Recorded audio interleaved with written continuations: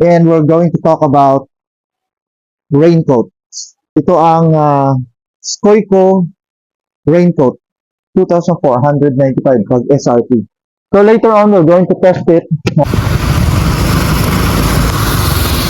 So, wala tayong magawa. Mababasa talaga yung iPhone natin, pero sana hopefully hindi siya matira.